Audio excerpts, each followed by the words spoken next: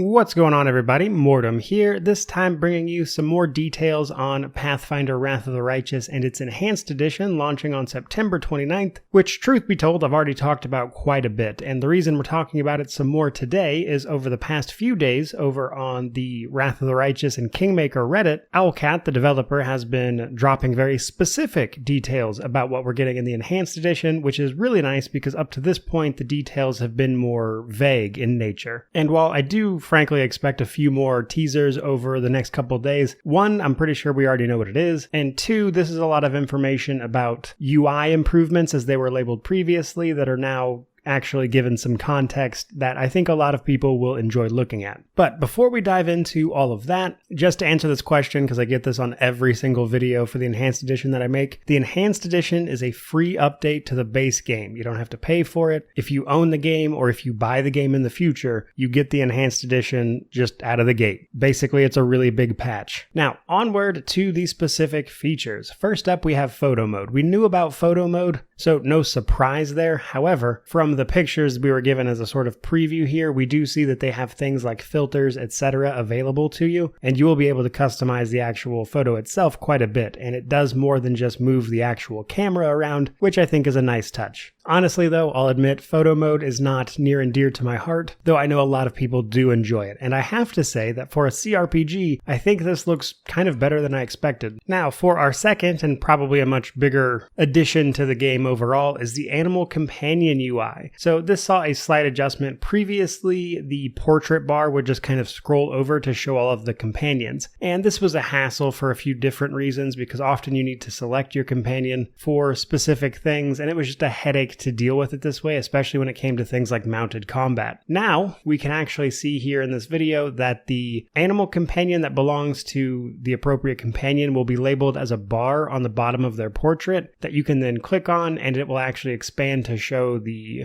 animal companion's portrait, and you can click on it that way as well. And while it might not seem like a big deal, this will make the sort of micromanagey bits of selecting those characters a lot easier for people. And honestly, this is pretty much what I've expected. If you've played more modern CRPGs, this is often the route those CRPGs will take when it comes to managing their animal companions. So nice to see Owlcat getting on board there. We have the updated combat log. I'm very happy to see this personally, but now the combat log will show more detailed breakdowns of damage rolls. Now, up to this point, attack rolls, etc. were all pretty solid. However, when you dealt damage, a lot of the information or the more detailed information was missing. However, as you can see in this image, we're now going to get a much more detailed breakdown of how various things are being rolled and accounted for. This is going to be great for a lot of reasons, but most importantly, of course, with build crafting. So now you know exactly what you're looking at in terms of damage, and for the more obscure rolls, for feats and abilities that don't necessarily have a direct tabletop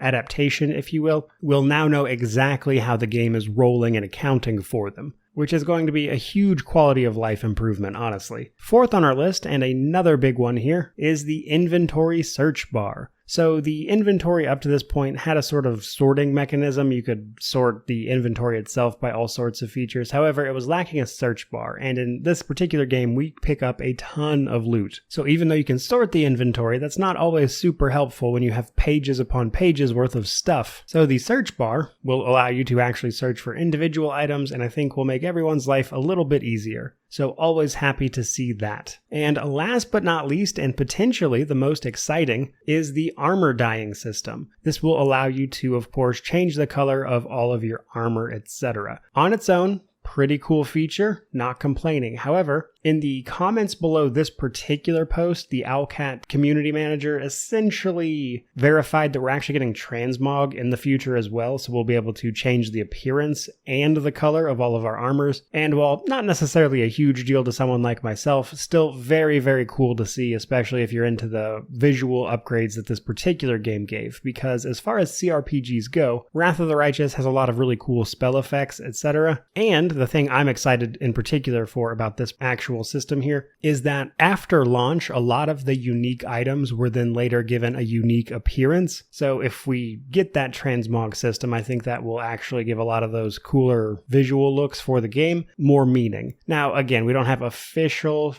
confirmation as far as the transmog system goes, but again, we have the CM for Owlcat all but confirming it on the post about the armor dying. Essentially, he said, wait till you see the transmog cough. I didn't say anything. Nope. So that kind of thing. So it's very much so implied we're getting a transmog system. But honestly, just the armor dying by itself is a nice, welcome little change. But there you guys go, detailing some of the UI and quality of life improvements that we are getting in the Enhanced Edition, which up to this point we had not really heard much about, so I wanted to take a second and talk about it with you guys. But all of that said, hope you enjoyed the video. If you're looking forward to any of these improvements, let me know down in the comment section below. But regardless of any of that, truly, thank you so much for watching. I really do appreciate it. May you wander in wisdom and have an amazing day.